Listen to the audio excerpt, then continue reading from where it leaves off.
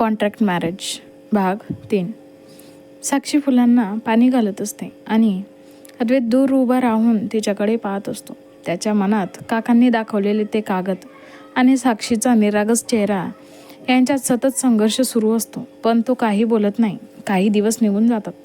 त्या खोट्या डॉक्युमेंट्सबद्दल अद्वैत अनेकदा साक्षीशी बोलायचा प्रयत्न करतो, पण प्रत्येक वेळी तिचा शांत चेहरा पाहून त्याचे शब्द ओठांवरच थांबतात.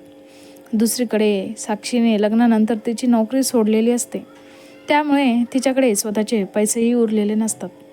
एके सकाळी अद्वैत ऑफिससाठी तयार होत असतो. तो आरशासमोर उभा राहून टाय नीट करत असतो. तेवढ्यात त्याला दरवाजाजवळ साक्षी उभी दिसते. ती काहीतरी बोलण्यासाठी आलेली असते, पण शब्दच सापडत नसतात. अद्वैत तिच्याकडे पाहतो. साक्षी, काही बोलायचं आहे का? साक्षी आधी होकारार्थी मान हलवते, पण लगेच नाही म्हणत मान खाली घालते. अद्वैतच्या कपाळावर आड्या पडतात. नेमकं काय झालं आहे? साक्षी खोल श्वास घेते. मला थोडे पैसे हवे होते. हे ऐकताच अद्वैतचा चेहरा क्षणात बदलतो. त्याच्या डोळ्यांसमोर लगेच ते खोटे डॉक्युमेंट्स येतात. पैसे?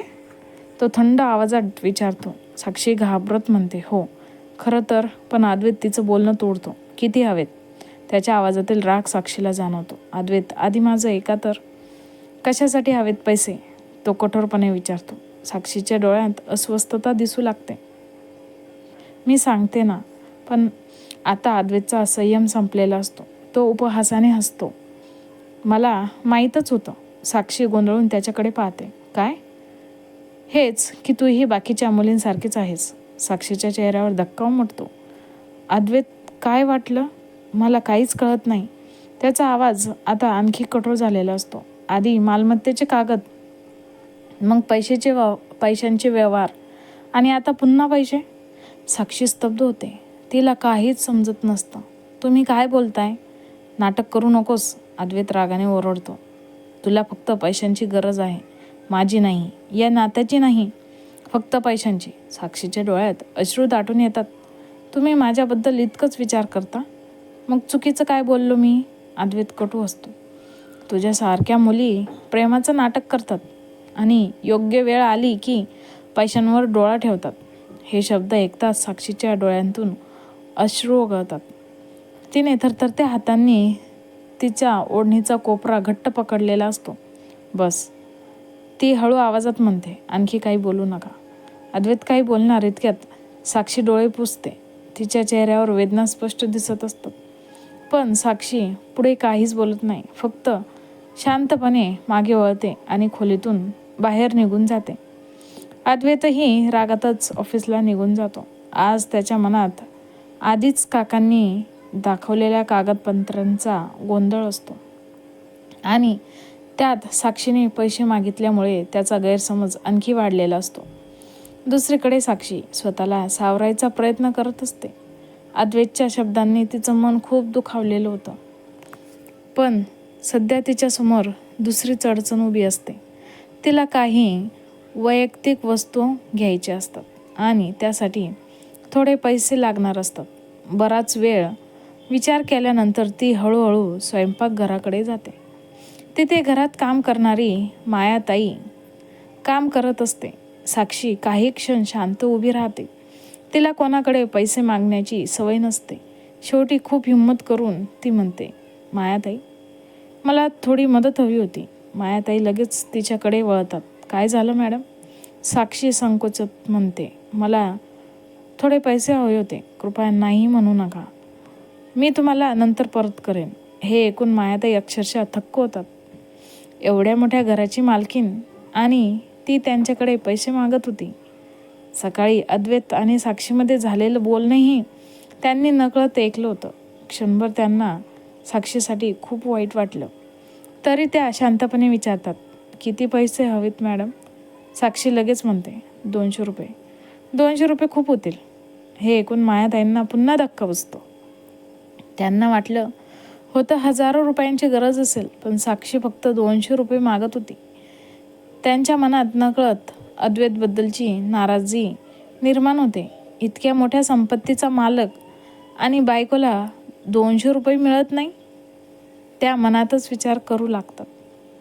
मायाताई लगेच पर्समधून पैसे काढतात आणि साक्षीच्या हातात ठेवतात. हे घ्या मॅडम. साक्षीच्या डोळ्यात कृतज्ञता दाटून येते. मी लवकरच परत करेन. मायाताई हसतात. त्याची काही गरज नाही मॅडम. पण साक्षी लगेच म्हणते, नाही, उधार घेतलेले पैसे परत करायला हवेत. मायाताईंना तिचा स्वाभिमान पाहून आणखी आदर वाटतो. थोड्या वेळाने साक्षी घराबाहेर जाते. जवळच्या दुकानातून ती तिच्या गरजेच्या काही वैयक्तिक वस्तू खरेदी करते. पिशव्या हातात घेऊन परत येताना तिच्या चेहऱ्यावर समाधान नसतं. कारण वस्तू मिळालेल्या होत्या, पण सकाळी अद्वैतने बोललेले शब्द अजूनही तिच्या कानात घुमत असतात. तू ही बाकीच्या मुलींसारखीच आहेस. तुला फक्त पैशांची गरज आहे. तो विचार येताच तिच्या डोळ्यात पुन्हा पाणी येतं आणि तिला जाणवतं अद्वैत अजूनही तिला समजून घेण्याचा प्रयत्न करत नव्हता. संध्याकाळ होते. अद्वैत दिवसभर ऑफिसमध्ये असला तरी त्याचं कामात अजिबात लक्ष लागत नसतं.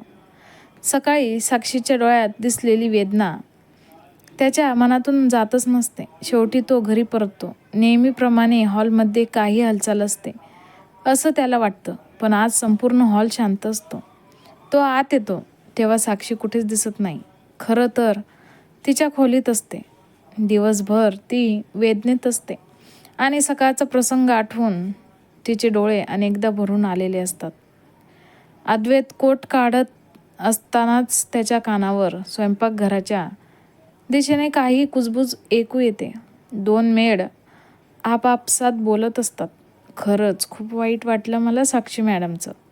पहिली मेड हळू आवाजात म्हणते. दुसरी लगेच विचारते, का गं, काय झालं? अद्वैत नकळत तिथेच थांबतो. पहिली मेड सुस्कारा टाकते. सकाळी सरांनी त्यांना किती काय काय बोललं, फक्त पैशासाठी. दुसरी मेड आश्चर्याने विचारते, पण तुला कसं माहीत? कारण मॅडम माझ्याकडे पैसे मागायला आल्या होत्या. हे ऐकताच अद्वैतच्या भुवया उंचावतात. काय? दुसरी मेडही आश्चर्याने म्हणते. पहिली मेड पुढे सांगते, हो, आणि किती माहीत आहे? किती? फक्त 200 रुपये. क्षणभर शांतता पसरते. 200 रुपये? दुसरी मेड अविश्वासाने म्हणते, हो, आणि तेही त्यांच्या काही वैयक्तिक सामानासाठी. किती संकोच करत होत्या बिचाऱ्या. सारख्या म्हणत होत्या की पैसे परत करेन. दुसरी मेड हळू आवाजात म्हणते, मॅडम एवढे चांगले आहेत आणि सरांनी त्यांना इतकं ऐकवलं. पहिली मेड डोळे पुसत म्हणते, मला तर खूप वाईट वाटलं.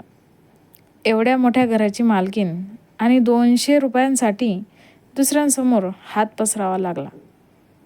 हे शब्द अद्वैतच्या कानावर पडतात आणि त्याच्या पायाखालची जमीनच सरकते.